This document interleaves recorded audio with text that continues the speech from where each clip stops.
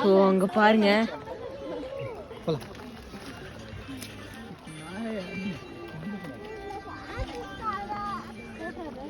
போய்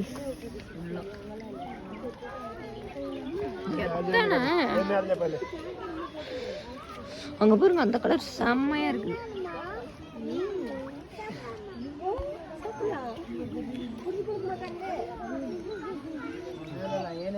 கோய் மாதிரியே தான் இருக்குது. வந்து நம்ம ஊர்ல ஒரு ஜிலேபி நடுவில் வர ஒரு ஜிலேபி போது பாருங்க.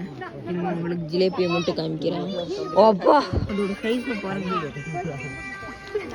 பாப்கார்ன் போடுறாங்க.